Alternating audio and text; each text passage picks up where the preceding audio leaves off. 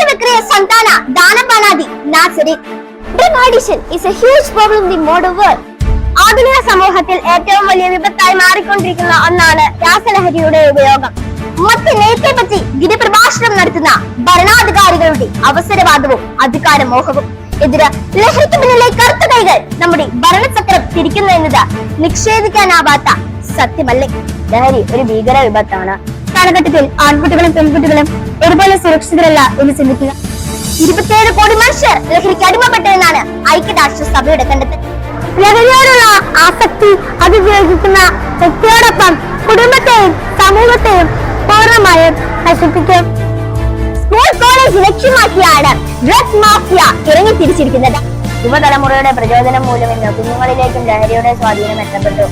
School വിദ്യാർത്ഥികൾ പോലും ഇത് ഉപയോഗിക്കുന്നു എന്നതാണ് വാസ്തവം. ലഹരി ഉപയോഗിക്കാൻ പറയുമ്പോൾ വേണ്ട എന്ന് കരുതലോടെ പറയാൻ നാം ഇപ്പോൾ തന്നെ പഠിക്കണം. ലഹരിക്കടിമപ്പെട്ട മനുഷ്യന്മാർ ചെയ്തു കൂട്ടുന്ന അക്രമങ്ങളും കൊലപാതകങ്ങളും ഭീകരമാണ്. കൊല്ലും കൊലയും കാരണങ്ങളില്ലാതെ നമ്മുടെ സമൂഹത്തിൽ അരങ്ങേറുന്ന കൊലപാതകങ്ങൾക്കും കാരണം ഈ ലഹരിയുടെ ഉപയോഗം തന്നെ. ധർമ്മത്തെയും അധർമ്മത്തെയും സ്വന്തത്തെയും ബന്ധത്തെയും അർത്ഥത്തെയും അനർത്ഥത്തെയും തിരിച്ചറിയാനാവാത്ത വിധം മനുഷ്യ മനസാക്ഷിയെ മരവിപ്പിക്കുന്ന ലഹരി. ലഹരിക്ക് അടിമയാവുകയും ഞാനുവരിവുകളെ തളർത്തുകയും കരളിനെ നശിപ്പിക്കുകയും കുടുംബങ്ങൾ തകരാറിലാക്കുകയും വാഹനമോടിച്ച് അപകടമുണ്ടാവുകയും സമൂഹത്തിനും നാടിനും നാശമായി തീരുന്നു. ലഹരി മനുഷ്യനെ ശാരീരികമായും മാനസികമായും തളർത്തുന്നു. കുട്ടികളിൽ ഓർമ്മക്കുറവ്, പഠിത്തത്തോടുള്ള താല്പര്യക്കുറവ് എന്നിവ ഉണ്ടാക്കുന്നു. അത് മദ്യം ഉണ്ടാക്കരുത്, ഉപയോഗിക്കരുത്, കൊടുത്ത് സൽക്കരിക്കരുത്.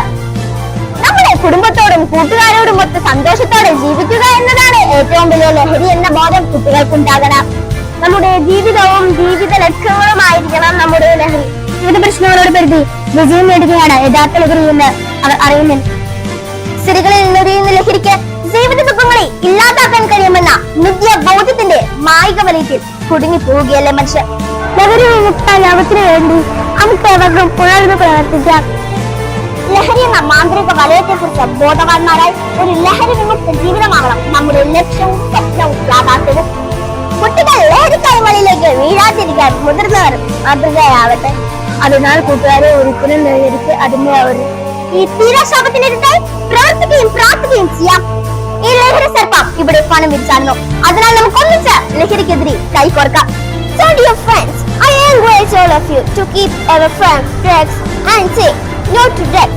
ഞാനും എന്റെ സമൂഹവും ലഹരിയിൽ വീഴാതിരിക്കാനുള്ള എല്ലാ ശ്രമങ്ങളും ഞാൻ നടത്തും.